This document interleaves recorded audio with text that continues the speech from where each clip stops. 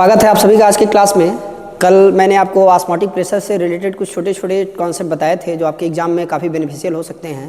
आज की जो क्लास है बहुत इंपॉर्टेंट आपके लिए है, खास करके वो बच्चे जो क्लास 12 की तैयारी कर रहे हैं या जो बच्चे नीट और आरजेई की तैयारी भी करते हैं, उसमें ये राउल्ट्स लॉ बहुत इंपॉर्टेंट होता है। सोल्यूशन का एक हेडिंग है राउल्ट्स लॉ, यहाँ पे हम चर्चा करेंगे। आप यहाँ पे मैंने लिखा हुआ है at constant temperature the sum of partial vapour pressure of components present in solution is equal to total vapour pressure of solution. और आपको सबको पता है कि जो सोल्यूशन है वो एक होमोजेनियस मिक्सर है। मैंने क्या किया है, एग्जांपल ले लिया है कि चलो यहाँ पर कि आपने क्या किया है, जो यहाँ पे आपने लिक्विड लिया है वो ए है, बी है और सी है। यहाँ देखो आपने, मैंने सामने लिखा हुआ है ए, बी और सी। तो ये क्या है कि जब ये अलग से ए कोई लिक्विड है जो इस पॉट में रखा है, फिर से ये बी कोई लिक्विड है जो इस पॉट में रखा है, और फिर से सी कोई लिक्विड है जिसको मैंने इस पॉट में रखा है। ये मान लो ए है, ये बी है और ये क्या है, सी है। तो जब इनके अपने अलग अलग वेपर प्रेशर से, तब की बात नहीं मैं कर रहा हूँ, मैं कर रहा हूँ कि एक मैं बड़ा सा पॉट ले रहा हूँ और इस बड़े से पॉट में मैंने इन तीनों को लाके क्या किया है, मिला दिया है। मतलब कि अब ये तीनों मिल गए हैं। तो तीनों मिल गए तो इसका जो पार्शियल, पूरे सोल्यूशन का जो पार्शियल वेपर प्रेशर यानी ए का, बी का, सी का, ये पी डैश ए होगा, ये पी डैश बी होगा और ये पी डैश सी। इन्हीं को लाके फार्मूले में रखेंगे तो ये होगा P M equal to P dash A plus P dash B plus P dash C. यानी ये सोल्यूशन के पार्शियल वेपर प्रेशर है, जिनको जोड़ेंगे तो सोल्यूशन का वेपर प्रेशर आएगा। अब ये जो पी डैश ए है ये है P naught A into X A, P dash जो बी है, सॉरी जो पी नॉट बी है, यहां से ये यहां से आप लिखेंगे P dash B equal to होगा P naught B into X B. ऐसे ही P dash C equal to हो जाएगा P naught C into X C. यानी कि ये तब की बात कर रहा है जब ए अकेला था, जैसे ये, इसका क्या वेपर प्रेशर था, मतलब कि ये जब प्योर था, ये बी जब प्योर था और ये सी जब प्योर था। और एक्सए का मतलब होता है ए का मोल फ्रैक्शन। अगली क्लास में मैं मोल फ्रैक्शन पे भी चर्चा करने वाला हूँ। एक्स बी का मतलब होता है बी का मोल फ्रैक्शन और एक्स सी का मतलब होगा मोल फ्रैक्शन ऑफ सी। अगर इन्हीं सभी वैल्यू को, ये जो आप देख पा रहे हो, अगर इनको लाके अगर आप इस सपोज करो ये फर्स्ट इक्वेशन अगर इसमें रखते हैं तो फाइनल आपको मिलता है P M equal to P naught A into X A plus P naught B into X B plus P naught C into X C. और भी रहता तो हम ऐसे लिख देते, लेकिन यहाँ पे तो ये क्वेश्चन कह रहा है कि आपने 3 लिया हुआ है। अब ये जो एक्स ए है वो हो जाएगा N A upon N B, X B हो जाएगा N B upon N C, और सॉरी एन बी, और ये जो एक्स सी हो जाएगा ये यहाँ पे होल करेंगे N A plus N B plus N C, और ये होगा N B N A plus N B plus N C. उसी तरह से एक्स सी इक्वल टू हो जाएगा N C upon N A plus N B और प्लस हो जाएगा एन सी। इसको ध्यान देना आप सभी। तो ये तो राउल्ट्स लॉ की बोलता है कि चलो ठीक है ये मेरा डिफिनीशन है। अब राउल्ट्स लॉ ने बोला कि मेरे डिफिनीशन में जो फिट बैठेगा वो कहलाएगा आइडियल सोल्यूशन, और जो मेरे डिफिनीशन पे फिट नहीं बैठेगा वो कहलाएगा कि वो क्या है, नॉन आइडियल सोल्यूशन है। तो आपको क्या करना है, पहले अब आइडियल सोल्यूशन की बात कर लेनी है कि आइडियल सोल्यूशन क्या है और नॉन आइडियल सोल्यूशन क्या है। यहां से भी क्वेश्चन एग्जाम में आता है आइडियल और नॉन आइडियल सोल्यूशन। तो ध्यान देना सभी, अगर राउल्ट्स लॉ के पूरे इस थ्योरी को जो ओबे करेगा, मतलब इसका जो पालन करेगा वो होगा आइडियल सोल्यूशन, और जो नहीं फॉलो करेगा, नहीं पालन करेगा, वो हो जाएगा नॉन आइडियल।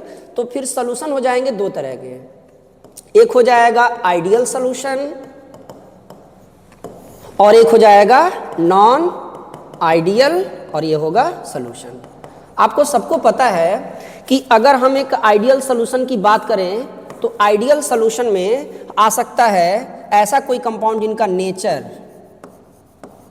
जिनकी पोलरिटी सेम हो। जैसे मान लो मैंने लिख दिया है C2H5Br, एल्किल हैलाइड है ये, और लिख दिया है C2H5I। इन दोनों का जो सोल्यूशन होगा वो आइडियल में आ सकता है। नॉन आइडियल में कौन हो जाएगा, नॉन आइडियल में हो जाएगा कि अगर मान लो कि हम ले लें यहाँ पर ये है, चलो वाटर H2O है और इसके साथ C2H5OH है, ये दोनों के दोनों को जब आपस में मिलाते हो तो ये पूरा पूरा आइडियल नहीं बनते, ये थोड़े किस में आ जाएंगे, नॉन आइडियल में।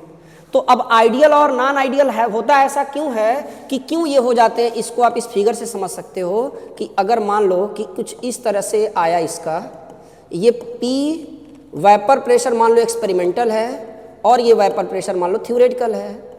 अगर कहीं वेपर प्रेशर एक्सपेरिमेंटल यानी जो आप एक्सपेरिमेंट से निकाल रहे हो वो ज़्यादा है और जो थ्योरी से निकाल रहे हो अगर वो कम है, तो ये आइडियल सोल्यूशन से दिखाएगा पॉजिटिव डेविएशन, कहते हैं पॉजिटिव, और ये होगा डेविएशन, तो ये चला जाएगा नॉन आइडियल में। और अगर कुछ ऐसा केस बन जाए कि अगर जो एक्सपेरिमेंटल है PM एक्सपेरिमेंटल, अगर वो थ्योरेटिकल से, यानी ऊपर वाला मान लो ये थ्योरेटिकल है और ये एक्सपेरिमेंटल है, अगर एक्सपेरिमेंटल कम हो जाए थ्योरेटिकल ज़्यादा हो जाए तो ये चला जाएगा निगेटिव में, यानी कि ये निगेटिव डेविएशन है। तो ध्यान देना है आपको कि राउल्स लॉ के अगेंस्ट सॉल्यूशन दो तरह का डेविएशन दिखाते हैं, एक दिखाएगा पॉजिटिव डेविएशन और एक दिखाएगा निगेटिव डेविएशन, और जब इस दोनों तरह के डेविएशन दिखाएंगे तो फिर वो कहलाएगा नॉन आइडियल सॉल्यूशन। और आइडियल सॉल्यूशन को ओबे करने का और भी 3 फैक्टर है, उसमें पहला फैक्टर ये होगा, एक तो वो सॉल्यूशन राउल्स लॉ को ओबे करे, दूसरा ये है कि डेल्टा V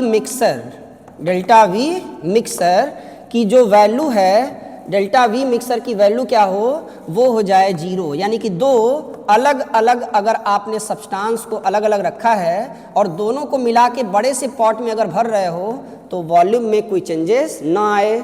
और तीसरा हो जाएगा कि अगर डेल्टा H यानी एंथैल्पी चेंजेस भी क्या हो, 0 हो, यानी कि on dissolving both are 2 or more the substances then neither heat liberate और नाइदर एब्जॉर्ब। यानी कि डेल्टा H का मतलब ये है कि एंथैल्पी चेंजेस ये कह रहा है कि जब किसी दो हम सब्सटेंस को आपस में मिलाते हैं तो ना तो एनर्जी हीट के फॉर्म में बाहर निकले और ना तो वो हीट के फॉर्म में एब्जॉर्ब हो। ये 3 कंडीशन अगर होगा तो ऐसे 3 कंडीशन में ही सॉल्यूशन कैसा होगा, आइडियल होगा। तो ध्यान देना है आपको कि जो राउल्स लॉ है, ये राउल्स लॉ का डिफाइन होगा, डिफिनीशन यदि एग्जाम में आए तो कर देंगे। ये राउल्स लॉ का एक छोटा सा डेरिवेशन है। कब आइडियल होगा, तो आइडियल तब होगा जब वो राउल्स लॉ को ओबे करेगा। डेल्टा V मिक्सर की वैल्यू क्या होगी, 0 होगी, यानी on dissolving both are the more than one substance like this ABC, तीनों को मिलाया जाए और डेल्टा B यानी आयतन में कोई चेंजेस ना हो, वॉल्यूम में कोई चेंजेस ना हो। डेल्टा H मिक्सर की हीट में भी कोई चेंजेस ना हो, ना तो हीट इंक्रीज हो ना तो डिक्रीज हो, मतलब कि हीट ना तो एब्जॉर्ब हो ना ही तो लिबरेट हो, तो ये आइडियल होगा। अब नॉन आइडियल क्यों होगा, नॉन आइडियल इसलिए होगा क्योंकि वो आइडियल से कुछ ना कुछ तो गलत चल रहा है। इसका मतलब है कि दो तरह का डेविएशन दिखाएगा, एक पॉजिटिव और एक negative. When vapor pressure of experimental value is more than the vapor pressure of theoretical value, then such type of deviation said to be positive deviation. And when the experimental vapor pressure is less than theoretical vapor pressure or the calculated vapor pressure, such type of deviation said to be negative deviation। और जब ये negative और positive दोनों deviation दिखाएंगे तो ये solution कहलाएंगे non ideal solution. तो आपको यहाँ से आइडियल सोल्यूशन क्या है, एग्जांपल नॉन आइडियल क्यों है, non ideal positive ideal solution से कौन कौन सा डेविएशन दिखाता है, उसके बाद ये एक छोटा सा इसका डेरिवेशन हो गया, किन किन परिस्थितियों में राउल्स लॉ को ओबे करेगा, कब कब सोल्यूशन आइडियल होगा और कब सोल्यूशन नॉन आइडियल होगा, और नॉन आइडियल अगर है तो क्यों है। आप कह देना कि सर आइडियल से दो तरह का डेविएशन दिखाता है, पॉजिटिव और नेगेटिव। इस फिगर से आप देख सकते हो। अगर किसी बच्चे को इन चीज़ों का स्क्रीनशॉट चाहिए तो मैं उसे टाइम दे रहा हूं कि आप इस बोर्ड की चीज़ों का स्क्रीनशॉट ले सकते हैं, अपनी कॉपी में आप नोट कर सकते हैं। बने रहिए, हमारे चैनल को फॉलो करें, आगामी समय में और भी अच्छे अच्छे वीडियो मैं दूंगा आपको, रोज़ कुछ ना कुछ कंटेंट दूंगा जो बोर्ड में आपके लिए बेनिफिशियल होगा। Thank you.